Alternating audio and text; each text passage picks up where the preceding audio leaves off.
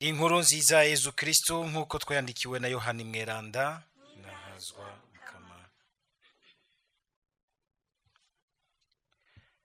Ku munsi wa Pasika mu gitondo kare, Mariya wa Magdala ariruka asanga Simoni Petero na bamwigishwa Yezu yakunda, ababwira ati bakuye umukama mumva kandi ntituzi iyo bamushize. Petero rero acaragenda ajana na wamwigishwa baja kumva. Bombi biruka hamwe, ariko wamwigishwa arasiga Petero, ashika uwa mbere ku cobo, arunama rero abona za mpuzu ziri hasi, ariko ntiyinjira. Simoni Petero yamukurikira arashika nawe, yinjira mu cobo, abona za mpuzu zari hasi n'igitambara cari kimupfutse ku mutwe. Ico gitambara nticari kumwe n'impuzu, cari kizingiye ahandi conyene. Wa mwigishwa yari yashitse ubwa mbere, abona kwinjira mu cobo, araraba, aremera. Dushimagize iyi nkuru nziza ya Kristo.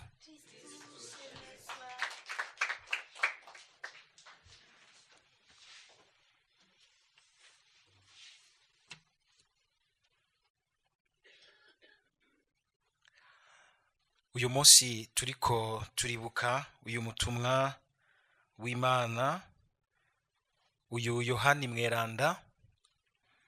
Ndumva amajambo y'Imana uko aje iwacu uyu munsi adutumirira gusaba ingabirano yo kubona Yezu, kumubona mu buryo bubiri.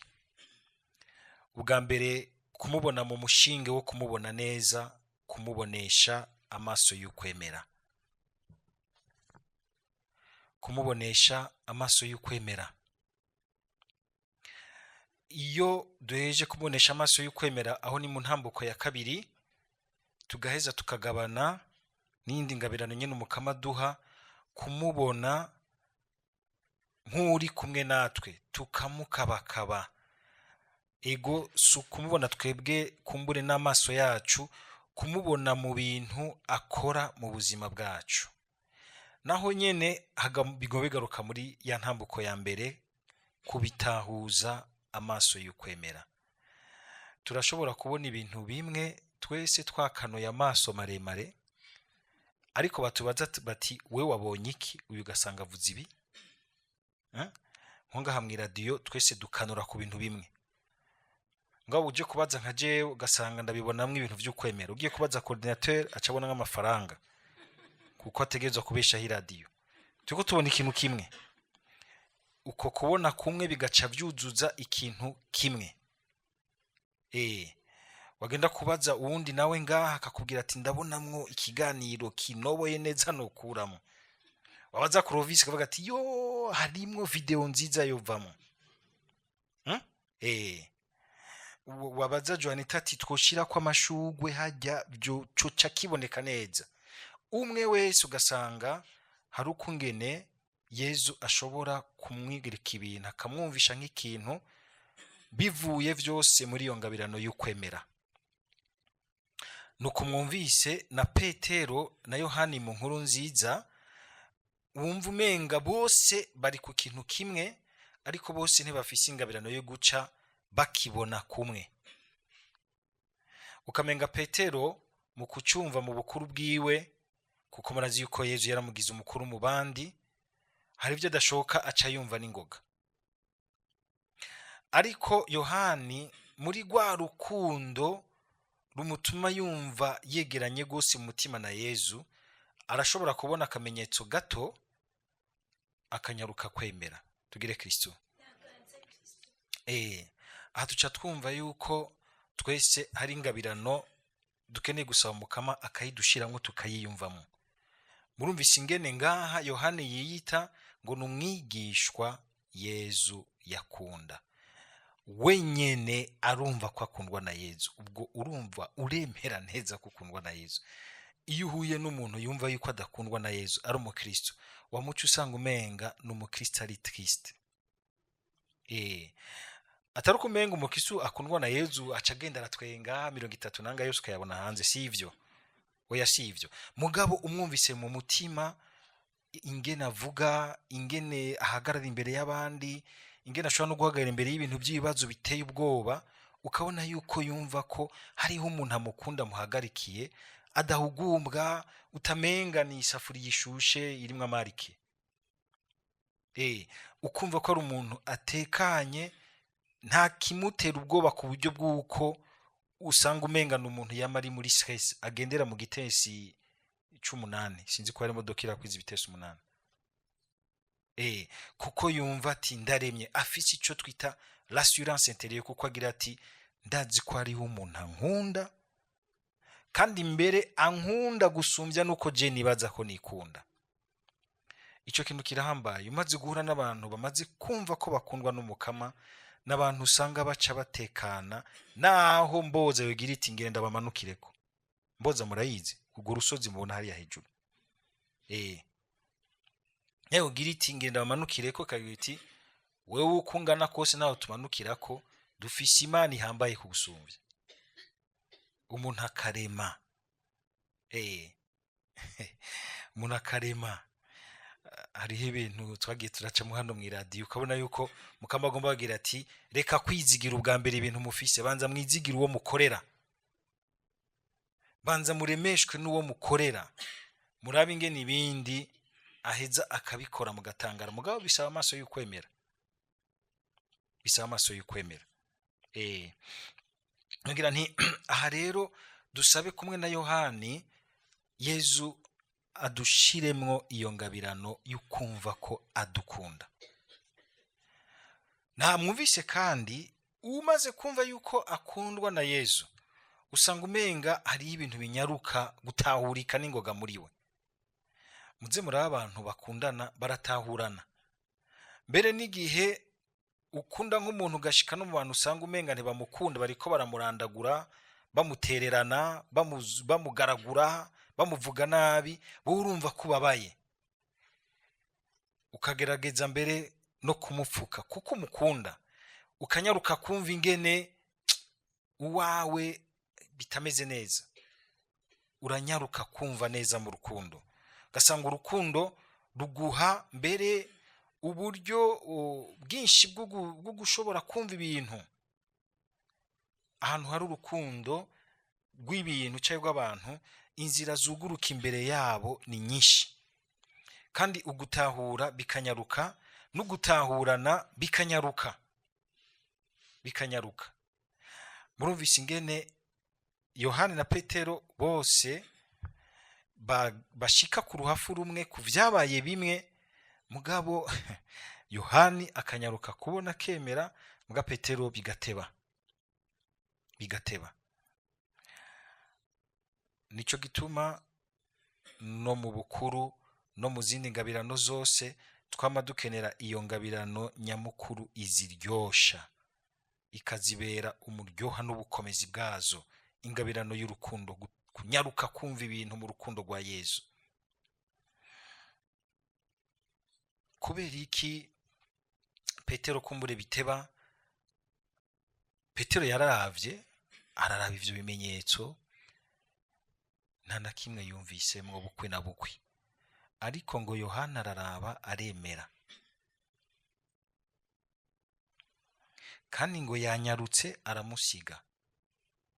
Kumbure twoshobora kwiyumvira yuko Yohani yoba yarakiri muto ufatiye kuri Petero, baza ko Petero yoba yarakuze cyane, mbere no mu myaka duharura hano ku isi yoba yarasumbya n'imyaka Yezu. Murazi ko hagera igihe akamubwira ati umenga uracara gasore, ingo nje kuguha imitwe ndakubwire we ntushobora gupfa. Ntamenye ko ariko avugana n'Imana yiwe. Tukacamubwira ati cinyuma gendera inyuma. Kuko hari igihe usanga umenga turiyumva gose, umuntu ati ndagupange ndakubwire we umenga ibintu ntubibona. Umugenda uciye bugufugira uti ubwo kumbure vyogenda gutya ubona gute? Nivyo mera ingo ndakubwire wewe, ingo ndakubwire wewe, we umenga sinzi nge ntubona ingo ndakweriki. Kumenya n'igihe ugiye guha proposition umuntu, kumenya ingene uyitwara mu rukundo uciye bugufi, ugasanga wayiciriye n'inzira, ugasanga ukungene wayitanguye n'ingene uriko urayizana uyarugimanta, bituma umuntu aryoherwa kumva umenga arugurukiye guca araba ico kintu uriko uramwereka. Kuko ndashobora kuza ngira nti ndabira kumbure ufatanije akanakabona gute ntibica bitoka noze none acagira ati menga sindi ngene meze gira guca bica usanga bimeze gutya kandi usanga bimeze neza. Sico kimwe mbere ni nivyo ushobora gusanga bimwe twita delicatesse relationnelle. Delicatesse no kuvuga ako kagoboranja kumenya ingene ushikiriza ibintu, ingene uhagarara mu bintu, ingene ubivuga. Ningabirana ikomeye cyane uko ushobora gusanga urimo ibintu vyiza kandi vyogira neza abantu gose, mugabo ugasanga urabura gwa rukundo rumenya amajambo meza n'uburyo bwiza bwo kubishikana. Ngarutse rero kuri Petero na Yohani, hari ibintu twumvise bishobora kutwigisha. Yohani nivyo kumbure n'abandi batumwa baranabibona bikabatera ikibazo, murazi ko vyigeze na Petero kumutera ikibazo, bakabona ingene umenga Yezu arafise nogira nti ikintu c'urukundo rudasanzwe kuri Yohani utamenga bashoka babona no ku bandi bose. Murazi ko rimwe vyigeze gushika Yezu akabwira Petero ingene ngo azoshingira intaha Imana, ngo kwazogera igihe ngo uwundi akamukenyeza akamutwara hadashaka, ngo ariko aramuhishuka ngo urupfu azopfa ngo ani nahazimana. Petero yumvise amubwiye ibintu bene ivyo, acaja gusuma urusaku kuri Yohani ati mbe none yowe bizogenda gute? Yezu acamubwira ati shatse ko nogaruka kiriho kwabaho gushika ngaruki, wowe bigutwaye iki? Wewe pfa kunkurikira ku nzira yawe, reka kuja kurunguruka ku vy'uwundi. Umwe wese arafise umuhamagaro burya Imana yamuhaye, kandi ugaca usanga urahuye n'ingabirano nziza umukama yaguhaye, zose zirakenewe. Kandi nimba Yezu hari igihe ushobora gusanga akugaragaje ko kumbura ikintu abandi bacambigwa cyane bakibagira n'ico nabo bafise, ko murabona ingene ushobora gusanga bica bivyara ubuntu bw'ubushari no mu bantu b'Imana mu butumwa. Kabona ingene abantu basharikana bose bakaza bavugana ukuntu imbere ya patiri umwibutsamana ko bazi ko ari jewe ndisibe ubutumwa. Ukabona yuko harimwo kutamenya kwakira uwundi mu butandukane bwiwe, kumwubaha mu ngabirano yiwe, no kumenya gutangarira iyindi nawe umukama yaguhaye, no kumva ingene yokorera hafi y'iyindi, kandi mwese mukaninahaza umukama, kandi mwese mukaba muri connecte ku mukama umwe. Yohani nubwo azi ko Yezu amukunda, ntibimwibagiza yuko akunda na Petero. Murumvise ingene ashitse ku ruhafu, yamutanze kumbura acari muto, aranyaruka, agatsi karacari kose, arashika ngo ariko ntiyinjira. Kubera iki? Arindiriye ko Petero ashika hanyuma nawe akinjira, ngo Petero abanza arinjira ngo nawe arinjira. Uyu munsi iyo nyigisho iragora abantu kuyakira ko ifata cyane cyane muri aba bantu bo muri iki gihe, usanga bitugora kumva ico twita le respect de l'autorité, kubaha abadukurira. Si ikintu dutegekwa n'indinganizo, oya, harimwo no kuba wubashe ico Imana yagize uwundi hafi yawe. Kumenya kubaha ujya gukurira mu butumwa, ujya bagushize imbere. Murazi ko nayo ngabano dusaba mu kibukiro ca 5 mu kibukiro binezereza mu ishapure. Kubaha abavyeyi, kubaha aba bose, nububaha kubera umenga n'abantu bakuremereye, oya, kubera yuko wubaha ico Imana yashimye gukora muri bo, uko nkuko nabo nyene bategezwa guhindukira bakagira icubahiro bategezwa kukugirira, kuko ngo bazokubazwa imbere y'Imana. abantu murongoye abandi ntimwigere muvyibagira. Uzobazwa abantu Imana yakuragije muri ibi canke biriya, cane cane muri ivyo nyene utegerezwa kubarangurira mu rukundo. Yohani akabanza yashitse kare, kandi arazi ko akundwa na Yezu, arubwira ati ya mafuri ya mutamateba, twende tunyaruke, abantu banyaruka twigire nakazi. Hari abantu tubusanga tumeze gutyo, bikatugora kumva ingene kunyaruka kwacu korindira uwundi tugashikira hamwe, ukamenga tubaho umenga turasiganwa, tukibagira yuko guseruka neza imbere y'Imana atari uguseruka wenyene uti nirutse nashitse, ahubwo akaruko wose rukagira uti Mukama nzananye na bene wanje bose, bene wacu bose, barumuna banje, bashikanje, basazanje bose, washize ku nzira y'ubuzima, abo vyankundiye ko dufatana ukuboko, twese turi imbere yawe. Biraryoshe cyane gusumba kumva ko wirutse ugashika wenyene bakagukomera amashi. Kumenya kujana n'abandi, kumenya kurindira abandi iyo kumbure bibagoye, ariko kandi Imana iraduha nabo bantu kumbure banyaruka kumva ibintu mu rukundo, banyaruka bakagira ingabano zinyaruka mu bintu, kugira ngo natwe bitwigishe kunyaruka, gusubira gukabura akantu ko kunyaruka, natwe tugaca tugira tuti reka uriya muvukanyi yanyarutse nawe nyene tumwunganire, tugerageze kunyaruka kumwe nawe, tudevelope ritme yo kugira ngo twese dushobore kudugira ku mudiho umwe. Akagira eforo yo kurindira nawe ukagira eforo yo kunyaruka, muhurire hagati, mugire hamwe. Ivyo rero biratugora kenshi kuko usanga umwe wese ariyumviriza, ariraba mu ciwe. Kumenya kubahana, kumenya gutwarana mu rukundo. Yohani ntiyarinze ibimenyetso bihanitse kugira ngo yemere. Kwa kwemera ko mu ntango navuga, abonye ibitambara, kandi vy'ukuri ubiravye harimwe ikintu gishobora gukabura ukwemera, ukizigira ko bakizigira ko Yezu yazutse. Tugire Kristo. Barashitse mu ruhafu uko bakamuhamvye, mukungene bahamba abantu hariya mu mico yabo, babazinguriza ibitambara, ico ku mutumba, ico ku mutwe, n'ico ku maguru. Barashitse basanze ibitambara bihambiriye neza kujya bamuhamvye, ico ku mutwe kizinze kujya nyene bakimuzingurijeko, ico ku mutumba uko nyene, n'ico mu mirambizo uko nyene.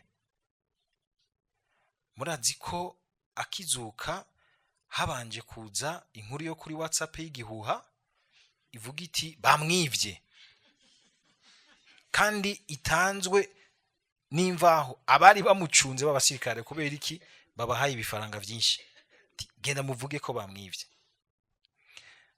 Babaca bumvira ati erega ya nkuru niyo. WhatsApp yahavuye iravuga vy'ukuri uyu munsi, Facebook yavuze ukuri, bamwivye. Mugabo Yohana araraba, none uyu muntu bomwiba gute?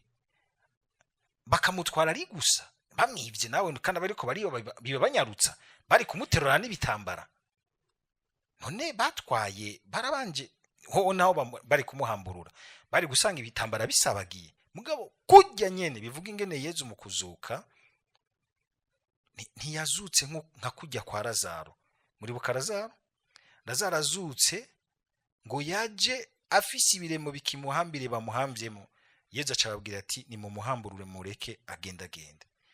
Yezu azutse n'ubundi buryo bwo kubaho, azukana umubiri uninahaye, asokoroka ava muri bijya bitambara bikaguma bibosha ubusa, biguma bicunze ubusa. Nawe si hakiri ububasha bw'umubiri uri spirituel, uri muri mutima w'Imana, uri muri mutima w'Imana. ni bwa bubasha tubona. Sinzi ko abagiye ikibeho bakaganira na Natali, burya bubasha bw'Imana bushobora kuza gupfuka umuntu ariko arabonekerwa, naho mwoza muri abagabo b'ibikota mwariye umushusho wa yose mu gatondo ntimushobora kumuterura, ugasanga araremereye. Bakazana akabuji kaka kurya bagashira ku kuboko hanyine hari umubiri woroshe, ntihagire ikintu na kimwe yumva kandi ntashe. Ivyo bisigura gute? Ni ukuvuga muri uyo mwanya ari kumwe n'uwijura ninahaye, amupfuka ubuninazwa bw'Imana, uyu mubiri wiwe ugaca usigara umenga watwaye mu mubiri w'Imana, agasigara afise umubiri utangaje. Na Yezu mu kuzuka, kuko azukana umubiri uninahaye, ntazuka nka kujya kwaraza nk'usubiye kugaruka mu buzima, nk'umuntu abaye reanime akagaruka. Oya, Yohani rero ivyo yarabibonye ngo aremera, yumva biramukaburiye muri we. Kumbura cebuka y'amajambo Yesu yarababwira ati iminsi 3 ishize nzozuka. Petero biracari kure, bizosaba yuko Yesu asubira kumubonekera akamwiyereka. Ariko rero iyo ngabirano niyo numva ko twosaba cyane, kugira ngo muri uko kwemera kuvanza urukundo dushobore kubona ingene umukama, ivyo umukama tubwira mu bimenyetso nyene vy'ubuzima bwacu bwa misi yose. Kumbure muri ico nyene yakoze abakagira ngo bamwivye, abandi nabo bakaburanirwa ivyo bumvamwo, ivyo bokumvamwo, mugabo ukabona ukagira uti ni ikimenyetso mpaye yuko ari muzima kandi ari kumwe natwe aho mu buzima ho hanze. Yavutse kugira ngo abane natwe, kandi n'igihe yasubira mu ijuru yagize ati ndi kumwe namwe ubutakibavirira gushika ku muhero w'isi.